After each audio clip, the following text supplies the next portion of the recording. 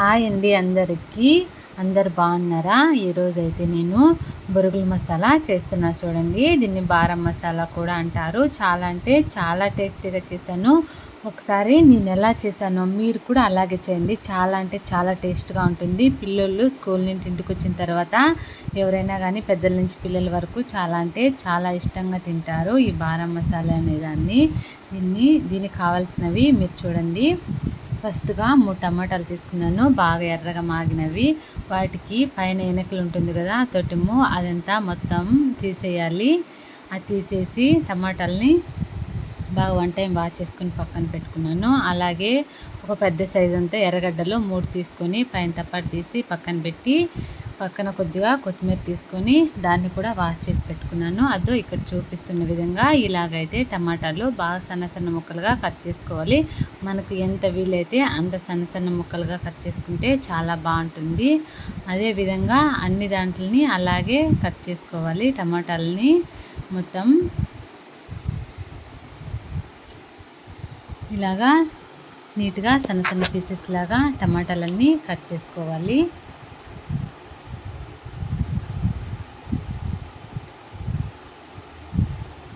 మీకు ఎంత వీలైతే అంతగా టమాటాలని కట్ చేయండి. చూడండి ఇక్కడ చూపించిన విధంగా కట్ చేయాలి. తర్వాత ఎర్రగడ్డలు అన్నిటిని చూడండి అలా ఒప్పులోపులో కోసుకున్నాను మధ్యలోకి. అవి కూడా ఇలాగా సన్న సన్న పీసెస్ లాగా కట్ చేసుకోవాలి. మొత్తం ఎర్రగడ్డలు అన్ని దాంట్లని. ఎర్రగడ్డలు కూడా చాలా సన్న సన్న పీసెస్ లాగా కట్ చేసుకుంటే మనకు బొరుగుల్లో బాగా మిక్చర్లో అది బాగా టేస్ట్గా బాగుంటుంది. చాలా పెద్దగా కట్ చేస్తే అంతగా కలిసిపోవు, అలాగని బాగుండవు. ఎర్రగడ్డలన్నీ అలాగా ముక్కలు ముక్కలు కట్ చేసి సన్న సన్న పీసెస్ లాగా పక్కన పెట్టుకున్నాను. కొత్తిమీర అయితే చూడండి అది కూడా నీట్గా సన్న సన్నగా ఎంత వీలైతే అంత సన్నగా కొత్తిమీర కూడా కట్ చేసుకున్నాను. కొత్తిమీర, టమాటాలు, ఎర్రగడ్డలు మొత్తము కట్ చేసి పక్కన పెట్టుకున్నాను. తర్వాత ఒక పెద్ద గిన్నెలోకి బొరుగులు అయితే తీసుకున్నాను.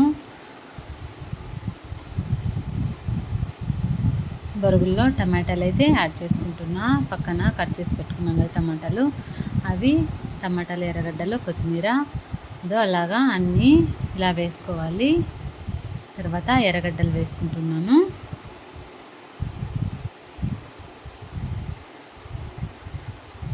ఎర్రగడ్డలన్నీ ఇందులో వేసేసుకోవాలి. తర్వాత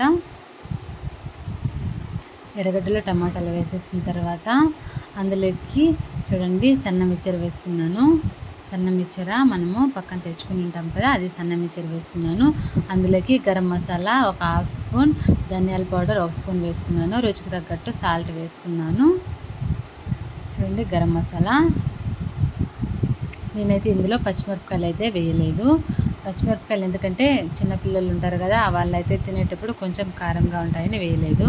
అలాగే నిమ్మ చెక్క ఒకటి కట్ చేసి పక్కన పెట్టుకున్నాను. అది ఒక నిమ్మకాయ ఉప్పు ఒకటి పిండుకుంటే పైన సరిపోతుంది. మొత్తము నీట్గా అన్ని దాంట్లని ఇలాగా మిక్స్ చేసుకోవాలి. మనకు ఉప్పు చూసుకొని రుచికి తగ్గట్టు సాల్ట్ అయితే వేసుకోవాలి. నేను ఇంకా ఇందులోకి మిరప్పొడి అయితే యాడ్ చేయలేదు, లాస్ట్లో వేసుకున్నాంలే. ఫస్ట్లో కలిపేటప్పుడు అలా చేతికి మంట పాడుంటుందని చూడండి లాస్ట్లో కొత్తిమీర అయితే వేసేసుకుంటున్నా. కొత్తిమీర వేసుకున్నాను కానీ మిరప్పొడి అయితే యాడ్ చేయలేదు.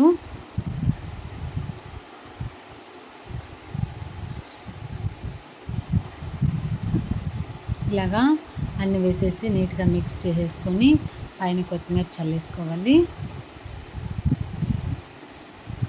చిన్నపిల్లలు ఉంటారు కదా, వాళ్ళకైతే మనకు కావాలనుకుంటే మిరప్పొడి వేయకముందే పక్కకు తీసేసి పక్కకు పెట్టుకోవాలి. చూడండి మనకు కావాల్సినంత మిరప్పొడి నేనైతే ఒక 1/2 స్పూన్ కాడికి అక్కడ తీసుకున్నాను కదా, దానికాడికి ఇంకా కొద్దిగా తక్కువ మిరప్పొడి అయితే యాడ్ చేసుకున్నాను. ఎందుకంటే కారం అయితే ఎక్కువ తినమని. మీకు ఎంత కావాలంటే అంత కారం వేసుకోండి. చూడండి అంతా ఒకసారి మిక్స్ చేసుకుంటే చాలా అంటే చాలా టేస్ట్గా బారం మసాలా మనకు రెడీ అయిపోతుంది.